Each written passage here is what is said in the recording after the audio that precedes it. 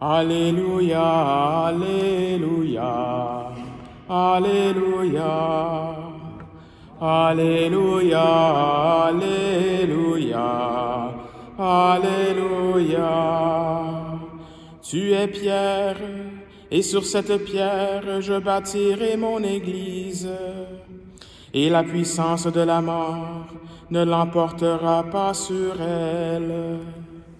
Alléluia, Alléluia, Alléluia. Le Seigneur soit avec vous. Évangile de Jésus-Christ selon saint Matthieu. En ce temps-là, Jésus, arrivé dans la région de Césarée de Philippe, demandait à ses disciples, « Au dire des gens, qui est le Fils de l'homme ?» Ils répondirent, « Pour les uns, Jean le Baptiste, pour d'autres, Élie, pour d'autres encore, Jérémie ou l'un des prophètes. » Jésus leur demanda, « Et vous, que dites-vous?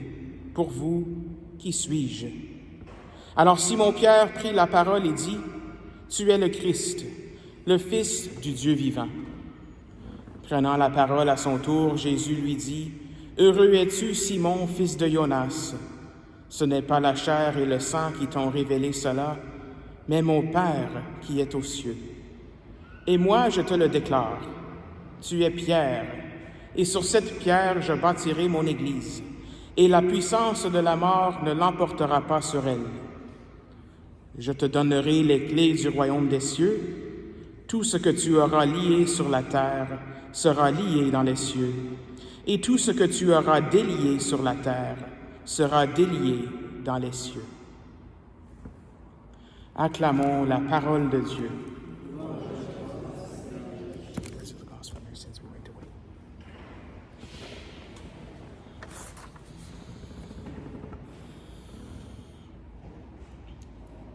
En cette solennité de Saint-Pierre et Saint-Paul, on peut peut-être se poser la question, mais pourquoi est-ce qu'on célèbre ces deux apôtres le même jour?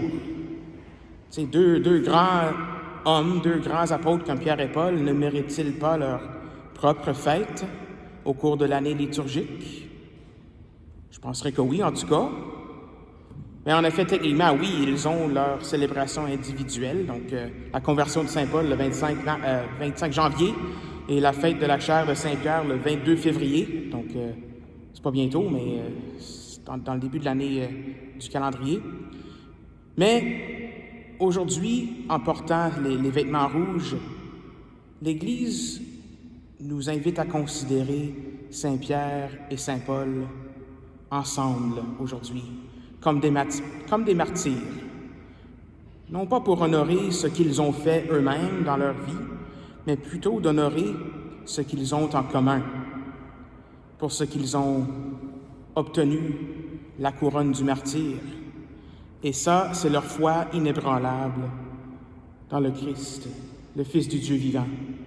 Dans cet évangile d'aujourd'hui, Jésus pose la question à Saint-Pierre, « Pour vous, qui suis-je? » Il y en a qui disaient que c'était un des prophètes, Élie ou Jérémie, ou bien Jean le Baptiste, un autre humain.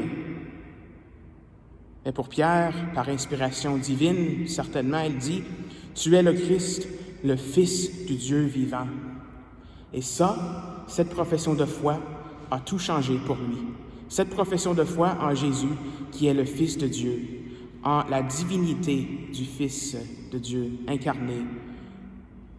À cause de ça, à cause de cette profession de foi, tout a changé pour Pierre. C'est cette foi qui l'a transformé, Pierre, tout au long de sa vie, d'un pécheur à la sainteté. C'est un Pierre qui renie Jésus 3 fois, mais Jésus lui demandera quand même de nourrir ses brebis, de diriger son Église à la fin de l'Évangile de Saint Jean. Paul, lui, qui était un persécuteur de l'Église chrétienne naissante, deviendra un de ses meilleurs prédicateurs. Et les deux connaîtront le martyre. Pierre sera lui-même crucifié à l'envers. Alors, qu'est-ce qui a été derrière cette transformation, qu'on peut dire radicale, de Pierre et Paul? C'était leur foi en Jésus-Christ qui est Seigneur et qui donne la vie. Ça, c'est ce que nous récitons dans le credo Nicéo-Constantinople. Nous récitons Jésus-Christ qui est Seigneur et qui donne la vie. C'est cette foi en Jésus qui est Seigneur, cet abandon total de leur vie au Seigneur, au Christ, qui leur fait vaincre toutes sortes de peurs, toute frayeur. Et c'est ça le thème des lectures d'aujourd'hui. Le refrain du psaume qu'on vient de réciter ensemble, ça dit « De toutes mes frayeurs, le Seigneur me délivre. » De toutes frayeurs, peu importe qu'est-ce que c'est. Dans la première lecture, Pierre est emprisonné par Hérode. Ça, c'est dans les Actes des Apôtres. Après tous ces événements de la résurrection et tout ça. Et on a l'impression qu'en lisant ces paroles-là, de la première lecture, que Pierre est habité d'une paix et d'une sérénité. C'est comme ça que je les lis en tout cas. Il est vraiment comme paisible. Il ne se laisse pas déranger ou effrayer par ce qui se passe dans sa vie, dans ce qui se passe aux alentours, par la prison et tout ça.